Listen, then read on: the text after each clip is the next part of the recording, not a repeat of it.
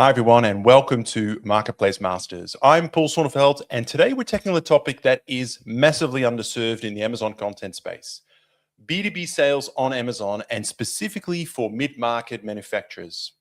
Here's the reality.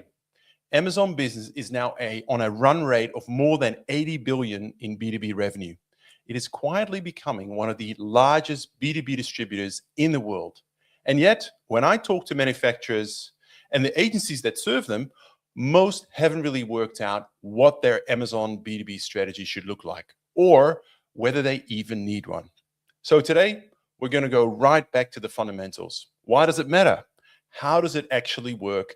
And what are the considerations before I jump in?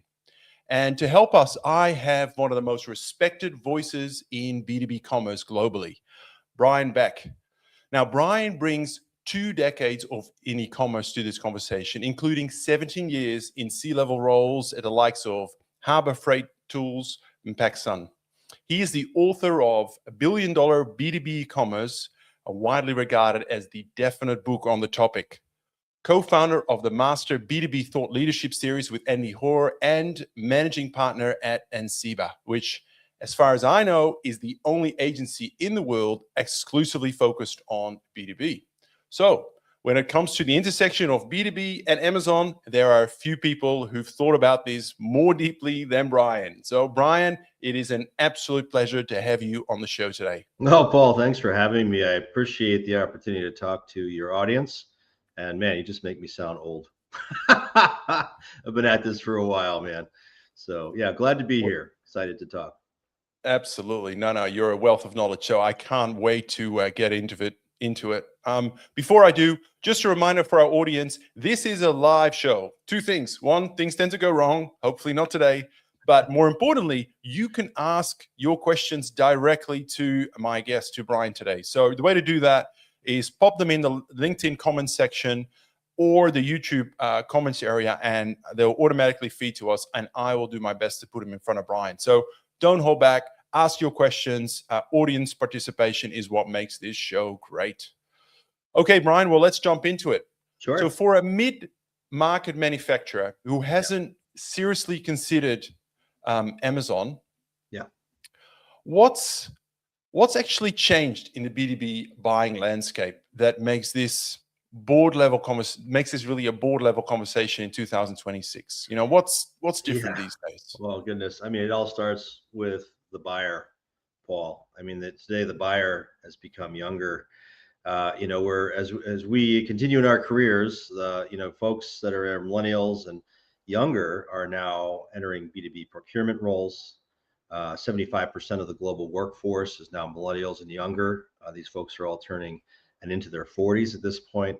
So, the buyer has changed, and that buyers and a lot of they grew up as Amazon natives. They're digital natives, and they have similar expectations on the B2B side that they bring to their consumer behavior. So as we look at, what's changed, it's really the original, and I'd say the buyer, I'm talking about the end user of your product. If you're a B2B company, or if you're sitting in a distributor or some other reseller of a product, you want to use e-commerce channels to buy product and research product. And Amazon has become a primary place that, is accommodating that need. Amazon has invested now heavily on the B2B side to accommodate common functionalities, to address inefficiencies, and some of the friction that's presented by traditional B2B channels. So ultimately, it is the end buyer that's driving a lot of this. And then, and Amazon has benefited from the fact that the B2B industry as a whole is very slow to move and has adopted e-commerce and digital channels more slowly than consumers channels have in other industries. So fascinating to see, but yeah, it's the end buyer that's doing it, Paul, for sure. Yeah, you got to show up where the buyers expect you, right? I guess that's right. The punchline there. So very interesting. You've just published this Amazon B2B Pulse study. Yeah. Love to get your kind of top line thoughts on, what is the one finding that really surprised you the most about, how B2B brands are showing up or failing to show up? Maybe that's a better way of putting it. Well, yeah, no, that's right. That's a lot of it, right? So every year for the benefit of your audience, at Enceiba, we do research on and publish a sort of state of Amazon on the B2B side. So we call it our Pulse report, and we survey principally manufacturers on how they're thinking about using Amazon for their own business. And some of that could be consumer crossover, some of it could be B2B selling on Amazon. But we try to get a sense of where the industry is, both in terms of what they expect from Amazon. Are they selling? If they are selling, why aren't they? You know, what continues to surprise and amaze me, Paul, of all the data we find, is the reasons that companies don't sell on Amazon. You know, you got this huge channel that has enormous potential. And in fact, if you let me share my screen, I can even show you some of the data. Let me pull that up here. There you go. So going down here, so we find a lot of companies, and let me maximize this so you can see it. But we find a lot of companies aren't selling on Amazon because of channel conflict. This is a concern that existed in the B2C side and consumer products for years, but we're talking about 20 years ago, and the brands on the consumer side have largely gotten over this concern. But it still exists, and it's very persistent in B2B. And when we ask the question, what are your reasons for not selling on Amazon? Our number one reason is fear of channel conflict. I don't want to disintermediate my traditional channels, whether that's distributors or whether that's retailers or even internal sales force that people are concerned about, conflicting with. That'll be number two. The other thing that continues to surprise me is, hey, my products aren't right for Amazon. Well, you know, that's legacy thinking, quite frankly, because a lot of the products now that we're selling as Enceiba on Amazon are bigger, bulkier products. These are products that you wouldn't necessarily think, using conventional wisdom, would sell on Amazon, but things like, you know, HVAC systems and big giant fans and pallets of building materials and, you know, stuff that goes by a truck, big commercial lawnmowers. These products sell in significant volumes now on Amazon. So what always surprises me every year is the reasons people don't sell. And it's really, I think it's sort of lazy thinking, because you're not challenging your notion of what this new customer is looking for. You don't realize, a lot of our B2B leaders don't realize that this has changed. But the other thing I'll share real quick here, Paul, is that these companies also, when they ask them these question, do you think there's opportunity there, revenue opportunity? Over a third of them say, yeah, there's a lot of opportunity here.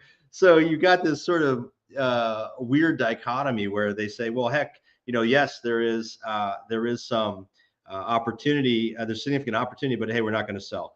And there's best practices associated with, with addressing that, mitigating that channel conflict. And the consumer brands have gotten over, years ago. Now we're dealing with it in B2B. So fascinating. That always surprises me. Yeah, I mean, in a way, going back to those objections, right? I think it was about a third of people just worried about channel conflict, right? Right. Not surprising. I mean, that's a very common refrain. But when you're talking to your clients or their boards or the sales leadership team, I mean, how do you reframe that conversation? Naturally there's some fear, right? Channel conflict and, no point getting business over here and losing it over there, Right. particularly when the other not off Amazon relationships are probably very, very established relationships. That's been right. there for 30 years. Yeah. How do you reframe that conversation? Well, it's a great question, and there's so many aspects to it, Paul. I mean, we get the number one, you get the incrementality question a lot. Am I just shifting product volume from one channel to another? The fact of the matter is, no. What's happening often is that the products that are being sold, if you're not represented there, they're being sold by another brand, another company, and often increasingly those companies are those brands and sellers are coming out of Asia. In fact, the majority of 3P sales, something like 50% of the largest 3P sellers in the Amazon today are coming from China. And so you're looking at a dynamic that that has completely shifted. And so this incrementality piece is actually I call it existential versus incremental, because you're focusing on the wrong thing if you're thinking only about incrementality, because the buyer has changed their behavior. They've shifted their search. 70% of product search is now starting on Amazon, and that isn't the case not only with consumers but with businesses as well. And so we've had clients and we've worked with them to conduct studies that show that most of the revenue coming from Amazon is actually incremental revenue. You're doing things like recapturing volume from the aftermarket if you're an equipment manufacturer, or recapturing market share that you've lost. I think probably the best way to reframe your market, the question, and this, I love doing this with CEOs. We'll go onto Amazon and we'll search for the product category, let's search for the product name. Let's say it's a pneumatic air impact hammer, right? Which is a typical B2B product that's used in production. And we'll go search that term in Amazon and we'll look at the products that come up, and then we'll have tools that show us, my goodness, this product here from a brand that you've never heard of, Mr. CEO or Miss CEO, that's doing $5 million a year on Amazon. And guess what? The product quality is not crap in some cases. In many cases, it's a comparable product, in some cases made in the same dang factory that your product's made in. So, the dynamic has shifted, and to bring it home and to really reframe it, examples are one of the best ways to do that. So does that make sense? Yeah, absolutely. I guess just demonstrating that I think that's probably a lack of belief that the demand truly exists, because Amazon is regarded in their minds just as purely a B2C, small packages that fit in your letterbox or fit on your doorstep. Yeah. But as you're saying, the audience has shifted. They expect to buy these things on Amazon. You have to be there, and what a great way to prove it! Just to look at the search volume, look at the sales that someone else is doing. I mean, this is do you want those sales to go to this other competitor, or would you like a slice of it? Right? It's sort of that's a great way of framing it, particularly if it's data backed. So let's go down a level and talk about some nuts and bolts here. Maybe we can start with, what is. I'm actually not terribly familiar with Amazon Business. It gets bandied around all the time. I think we've got a couple of areas in our application where we report on it, but it's certainly not the prime focus. Right. Yep. So take us through it. I mean, what is Amazon Business practically? And what's different in terms of how the buyer experiences it? Yeah, great question. Great question. Let me share this, just some data, so people understand the magnitude of what Amazon Business is. So Amazon, Amazon Business started in 2015, and it was the outcome of Amazon's first effort in B2B, which was called Amazon Supply. Amazon Supply didn't work. They started it in 2012 and it failed. And Amazon learned from that, and they launched Amazon Business, which today generates, as you mentioned at the beginning, 80 billion. We expect them to cross 100 billion this year. It's our point of view on it. 8 million business buyers, 90% of top local governments are buying in the US, buying via Amazon Business, 3 times higher conversion rates versus B2C.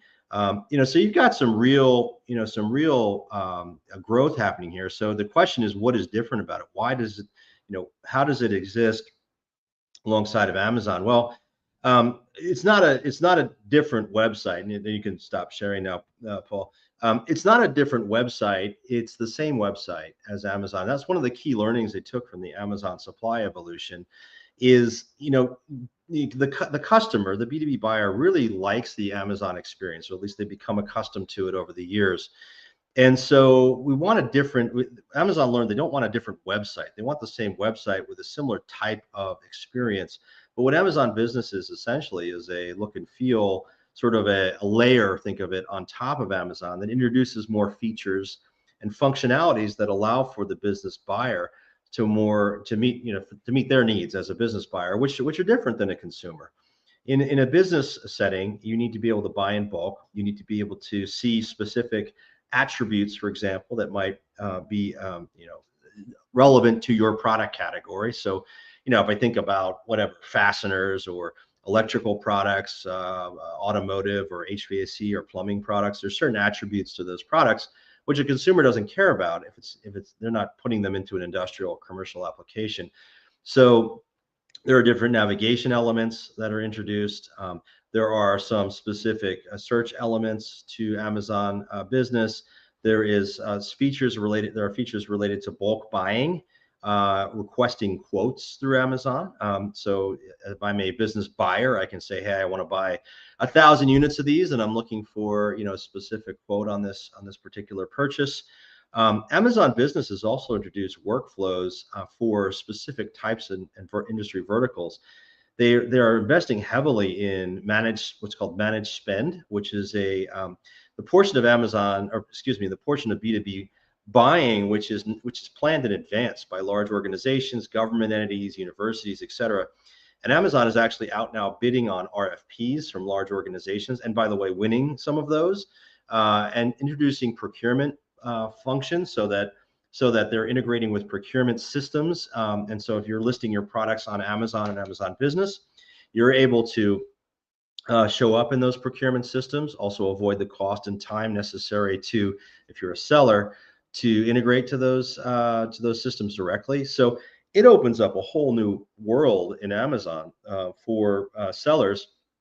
And on the buy side, the reason they're adopting it is, number one, they're already there. The B2B buyer is already using the consumer side of Amazon, so they're adapting and want to use Amazon for their business buying. So there's a whole host of features that are attached to Amazon Business. Now they're doing more to allow businesses to target specific industry verticals, things of that nature. So they continue to advance the features that are available for targeting business buyers through Amazon Business. So hopefully I answered your question, Paul. There's a lot under the surface of what I just said. But anyhow, go ahead. Well, what's really clear is Amazon is not seeing this as an afterthought. I mean, it sounds like they've made very large investments to really cater to the needs of the B2B buyer. I mean, for me also, what was fascinating on the slide that you showed before was around the conversion was 3 times as much. I mean, in a way that makes sense. I mean, these are very considered purchases, right? Correct. Yes. Customers are looking to purchase certain things, right? They're not researching. They're not like, it's not a discretionary thing, or maybe if I see something good, they have a job to do. It's their job to buy. Right. So that's very interesting too. How about the question of how does this play out in terms of 1P versus 3P? I mean, I see a lot of sort of discussions around this. I mean, obviously there's a lot of discussions more generally, but in the context of B2B, as a mid-market kind of manufacturer, do I start on 3P or is this a 1P play? Yeah. How do you think through that question? Yeah, it's a great question, Paul. So 1P and 3P, you can use Amazon Business in either one, right? If you went to Amazon Business cleanly and said, if you were not selling on Amazon at all, and said, hey, Amazon Business, how should I set up? Well, the first consideration is, are you considered a strategic brand to Amazon? Meaning, do you have the potential to be large enough wherein Amazon wants to manage the relationship directly with you? In that case, you may be directed to the 1P side of things and really need to sell that way.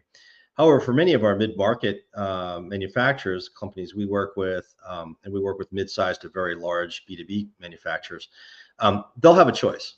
And Amazon Business often will say, hey, 3P is a good path for you because there's, at the end of the day, in 3P, for many categories, you have more margin to work with if you're not selling wholesale. So 3P, for those you don't know, 3P, you're selling through Amazon as a marketplace seller. Amazon never buys the product. It acts as a marketplace. So you're selling through Amazon. And 1P, you're selling to Amazon as a wholesale seller. So there's a key difference there. Your company has to be ready for 3P. It's more work. But in 3P, because you're selling at a retail margin, you have more profit margin to work with as a manufacturer. Therefore, Amazon Business, which requires really to be successful, you want to be able to offer bulk discounts, tiered pricing, and things of that nature. You want to be set up for that, and in order to do that effectively, having a 3P approach gives you more margin to work with. Also responding to quotes and bulk buy requests and things of that nature. And so the dynamic is that oftentimes 3P will be the path that's chosen by the manufacturer for those reasons. You also can control, to a large degree, your pricing. Not fully always, but almost always your pricing, your retail pricing is what I'm referring to. Now, 1P can be a good path also. It depends again on your particular product dynamics. And they always tell companies, look, at the beginning of this process, if you're new to Amazon, you have a choice. You can typically go either 1P or 3P, assuming Amazon wants to buy your products in 1P. And that's a good thing when you're starting, because as you get down the path, choices become less available to you. If you're large enough, and we manage some very large 1P accounts, you're typically locked into a 1P relationship when you get above a certain size. Typically, that's around $10 million. Not always. It's not a hard and fast rule. Anyhow, so yeah, the dynamics important. In B2B, Paul, the Amazon business side with 3P generally gives you more data, which can be really helpful for optimizing an Amazon business selling program. And it's just the nature of the type of account it is in working with Amazon. 3P is a self-service account, as I know you're aware, where companies can they're responsible essentially to manage their account, and that's where we come in, is to help them. In 1P, it's more of a traditional wholesale type relationship. Does that make sense? Yeah, no, absolutely. And actually, you started to talk about some of the specific B2B tools that are available, particularly in the context of 3P. So maybe can you just give us a bit of an overview of these specific B2B features, Yeah, right? sure. And particularly the ones that mid-market sellers should really care about. I don't know, think about business pricing, quantity discounts, there's a whole range of things. Yep. Which ones are really important, and particularly in the context if you're starting out in terms of the B2B sales? Well, yeah, that's a great question. So there's some foundational elements, right? I mean, this is again why it can be helpful as a manufacturer in Amazon, because you have more margin to work with typically. But the foundational elements really are setting up your pricing, and not just sort of one tier, but you want to set up multiple tiers of pricing, taking advantage of that quantity discount opportunity. So if someone's buying 100, 1,000, et cetera, units from you, that's kind of a price of entry, right? In a sense, you're not going to get much further if you don't have the foundational elements. So if you're starting, Paul, to your question, you want to start with some pricing levels that are, taking advantage of those different tiered pricing levels. The other important thing is content. Listen, too often we find that brands that might be, used to a consumer market, or with many B2B companies don't even have good content. You are on Amazon, an Amazon business, that's your virtual salesperson, right? So you need to take advantage of the content opportunities, and all of them, that Amazon gives you to convey the value of your product in a business setting. So if you're selling to plumbers or electricians, or whatever kind of a trade group, I'm just using that as an example, you don't want to show pictures of residential applications or families frolicking through the fields using your product.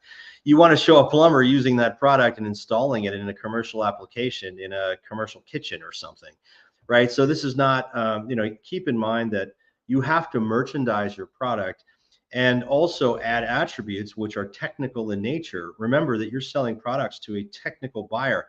Are those millennials that are now in business roles, B2B buying roles, using Amazon, they're technical people. They are going to understand the compatibility, the technical aspects and features, the application nuances for your product, and you need to convey that. And the content is the way to do that. So you've got two things you've got to make sure you get right with Amazon Business when you're starting. It's content and merchandising correctly to the B2B buyer, which includes your images, by the way, and videos and other things, as well as your pricing. Now, when you move beyond that, Paul, when you have those foundational elements set up, it then becomes, all of the other tools become more relevant to you, which are things like, your request for quote functionality, introducing and getting yourself into the conversation for Amazon's bulk buy and managed spend programs. You've got industry vertical pricing that you can target specific industries. You've got Amazon Business advertising, which was introduced in May of last year, which is driving tremendous results. It takes a different skill set than your consumer advertising in some ways. But it's generating just huge returns for our clients on the Amazon business advertising side. So you open up a whole host of other tools once you have the fundamentals in place. Of course, we've worked with clients too to launch things like Amazon professional or commercial oriented storefronts on Amazon. Sometimes we're setting up separate accounts to launch those storefronts. We might set up a separate 3P account or even 1P account to be specifically oriented to the business offerings. So there's a variety of approaches there, and it really varies by by industry and type of company. But those are some of the foundational elements. Yeah, no, that makes sense. I mean, you got the foundation right. You also answered my next question, which was, let's talk about some content differences between B2B and B2C. Absolutely makes sense, right? No families frolicking through the fields with your, I don't know, plumbing supply product. Makes no sense. You never know. There is a related question though, which is catalog strategy, right? Not every SKU belongs on Amazon. How does a manufacturer think about which products to expose to the Amazon B2B channel, and maybe which ones to deliberately hold back, maybe to protect margin or distributor relationships? Right. I guess there's a little bit of channel conflict sort of, related to this. How do you think about catalog strategy? Yeah, it's a great question because, look, Amazon doesn't live in a bubble, as you all know, and this is what drives that fear that prevents some companies from selling on Amazon. And so as you look, from one side of it is, I would suggest to people, throw away your assumptions about what can sell on Amazon, because things will sell there you don't even expect to. So don't, and you can spend time. I mean, it's right in front of you. Just take a look at Amazon, get yourself an Amazon business account. It's not expensive, and you can learn what's showing up there. It's going to be look and feel very much like Amazon. Point of the matter is, throw away your assumptions first as you think about assortment. Then you really need to think about Amazon as it relates to your overall channels. And the way I like to encourage our clients to think about this is to look at the value that each of those channels delivers to your end buyer. We might have certain products that take a high degree of consultative selling. In other words, the solutioning, right? I mean, if you're going to install whatever, if you're installing an HVAC system, a whole system into a building, you might need the consultation from your channel to help you do that, but meaning your distributor to help you configure that, engineer the solution, etc. But there may be components of that you want to offer through Amazon Business and other e-commerce channels that where the buyer knows exactly what they want, and they go to the channel to buy it. And as long as you're managing your channels effectively and managing your retail pricing effectively across those channels, you can avoid channel conflict. So it's a complex question, Paul. I always recommend companies think about it by looking at what each of the channels they've historically sold through, what value they bring to that end buyer, meaning the distributor, the retailer, what have you, or the installer, or again, companies have different names for these things depending on how they've gone to market or their particular channel. But and then how does Amazon fit into that? There's still too much fear amongst B2B companies in terms of taking the step of offering the products on any e-commerce channel, even directly or through marketplaces. To me, that's something that's holding the industry back across the board still. So I think there's a bit of gaining comfort in that as well as they think about their assortment strategy. And it's not, if you make a good product, the channel is not going to drop your product just because you're selling on Amazon. So anyway, I push on this a lot because I think companies are too conservative here, and they need to offer more rather than less on these channels, including Amazon. No, very good. Some very good points there. We are over the 30-minute mark, which means we're almost out of time, which also means I need to get to questions quickly because we do have a couple of audience questions. So I'm going to throw a couple of questions at you, and I'll have one of my own before we wrap up. So, all right, the first question comes from Andre from YouTube. I hope you can see that question, but I'll read it out to you anyway. Yes. Thanks for your question, Andre. His question is, regarding Texas, Are there any specific tax setup requirements for B2B sales? Great question. So if you are number one, if you are a 3P seller, Amazon in the US will collect and remit sales tax for you on your behalf. Now that applies to consumer or B2B sales. So Amazon there's a whole series of laws in the US that were passed around this.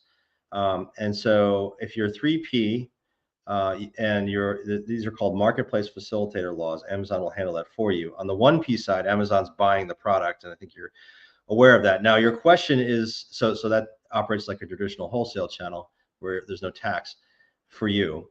On the B2B side, really the only place we deal with tax specific to B2B is if there's some level of tax where there's an exemption, so that if you're selling the product for reuse into another product, that ultimately, so in other words, your product at the end of the day is not sold at retail, it's sold to a B2B buyer who reuses the product, and they may be tax exempt, or they may have some element of exemption in their use of your product, in which case your product shouldn't be charged sales tax. Amazon does allow for you to submit sales tax certificates or exemption certificates and things through their portal. There's a place to do that in Amazon Business. And if you're interested, Andre, I can send you a link to find out more information on that. I have a link I can shoot your way, so just let me know. Thank you, Brian. Over to our next question. This comes from Gerard. Let's see. I'll read it out because it's a long one. If Amazon Business can unlock huge B2B demand, what happens when the manufacturer's problem is not demand, but limited supply? So, I think we've seen some great examples of that, unfortunately. During major disruptions like the current Middle East situation, should manufacturers restrict certain products, cap bulk quantities, prioritize existing distributors, or use Amazon Business as a controlled allocation channel? I'm sure some of those conversations have come up for you with your clients in the last 12 months. All the time. Yeah. So, I mean, look, it's a very business specific question, and it depends on how you're working with your traditional channels. The good news of Amazon and Amazon Business is that you can certainly, and depending on if you're 1P or 3P. So if you're 3P, you can sell the product. You can make the product unavailable unless Amazon has it in FBA. You can make the product unavailable on the channel, so you can use it as a kind of it's a little bit of an on-off switch. There's bigger implications than that, but anyhow, you can restrict a product on Amazon if you're 3P. In other words, discontinue or turn it off for a period of time. In 1P, it's a little harder because they're buying the product, right? So restricting SKUs, certainly. Now, what we've seen, our clients will perhaps limit the availability of certain products on Amazon. Amazon Business, and this also ties, there's other aspects of this that tie to profitability. I mean, you want to understand the value of each of these channels to your business, the profitability of each of these channels to your business, particularly in situations where there's a problem on the supply side. You want to make sure you maximize the throughput and value of your inventory. Amazon Business, in some cases, some of our clients indicate that Amazon is their #1 most profitable channel. We have several instances of that. Very large manufacturers reporting to us, particularly if they're 3P, that Amazon is by far and away the most profitable channel for them. You think about that for a minute. It's crazy, but it's true. And in those cases, if there's restrictions or constraints on the financial performance of the business due to supply chain challenges, they're leaning into Amazon to do more sales because it's a very valuable channel. But you have to weigh that against, obviously the longer term relationships with your distributors and other channels. So, it's not an easy answer necessarily. There's not one answer to that question. It depends on your situation. It's good to bring up some of the considerations, though, in different facets and how you think through that. As you say, the answer most likely will be different for every single manufacturer out there, or there are different flavors of that. Let me finish on my last question here, and I did feel sort of obliged to ask that because we have a lot of Amazon agency owners listening to this show as well. So from their perspective, for owners who currently service vendor clients or even seller clients, but maybe more focused on the B2C side. I mean, how is managing a B2B Amazon program generally different from managing a B2C program from an an Amazon agency perspective? Sure. And, I can answer that, because we do both, right? I mean, every one of our clients, for the most part, is selling through Amazon, call it quote unquote consumer and business. I mean, typically we don't restrict just to Amazon business. The difference is really a lot of the stuff. It takes a significant investment of time and effort to understand Amazon business, and a lot of that has to do with, the amount of relationships you're developing there. A lot of the programs are newer. You need to make sure you're in front of beta programs and other things, and developing deeper relationships with Amazon than you might otherwise do.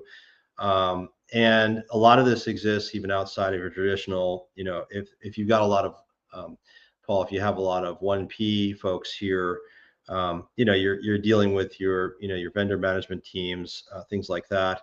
And some of them will have some knowledge of Amazon business, but it's very limited. A lot of this exists outside of the traditional Amazon channels. So it takes understanding, more broadly what's going on in Amazon. It's not as, because a lot of this is evolving, a lot of these programs are new. They're not just going to show up in your dashboard. You need to be working, behind the scenes to really understand Amazon business. And so, but that all said, more and more of this is coming to Amazon. So you will see more evidence of it, showing up for you.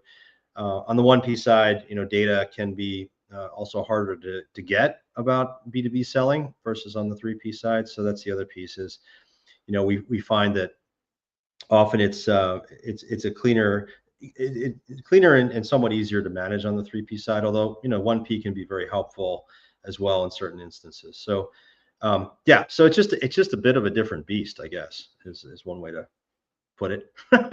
Yeah, I think that would be an understatement. All right, unfortunately, we're gonna have to wrap things up here. Brian, this has been generally valuable, this conversation, and honestly, I think we've probably only scratched the surface of this entire topic. But before I let you go, for anyone in the audience who's listening to this and wants to follow up with you directly, whether they've got specific questions on their own Amazon B2B journey, or maybe want to keep the conversation going, what is the best way for them to get in touch with you? Yeah, they just they can look me up on LinkedIn. That's an easy way to do it. Shoot me a note there, or just send me an email, Brian, BRIAN at Enceiba, ENCEI, B as in boy, A.com, Enceiba.com. Let me just do that quickly. I'm not sure. Have I got that right? You got it right. It's the Ceiba tree, Paul, is the tallest tree in the Amazon rainforest, and we help our clients stand out in the rainforest. That's where the name came from. So. Brilliant. Well, Brian, thank you so much for coming on. I really appreciate you sharing your expertise with the Marketplace Masters audience today. All the best. Thank you, Paul. Appreciate it. Take care. All right. Now, before we wrap up, a couple of quick announcements. First, next week, we have a fantastic session lined up with Chris Koo, where we're going deep on the vendor direct fulfillment and specifically how to do it well. So if you sell on Amazon as a vendor, this is one you don't want to miss. And I'll drop the registration link in the comments right after the show. Secondly, I'm going to be in Seattle in the first week of June for the Amazon Developer Summit. So if you're based in Seattle or if you're attending the summit, I'd love to connect. Let's chat about future podcast topics and whatever else is on your mind. Just drop me a message on LinkedIn. And thirdly, can't believe, but it's almost been a year since we first released our Merchant Spring MCP. This world is moving extremely fast, and I'm generally excited about the next iteration we've just shipped. So if you want to get your hands on it, drop me a note and I'll get you set up. Thanks everyone for listening and joining us, and for the great questions in the chat. If you're watching on replay, yes, this was live, and we run one of these every single week on Marketplace Masters. Make sure you subscribed wherever you get your podcasts. Take care, everyone. Till next time.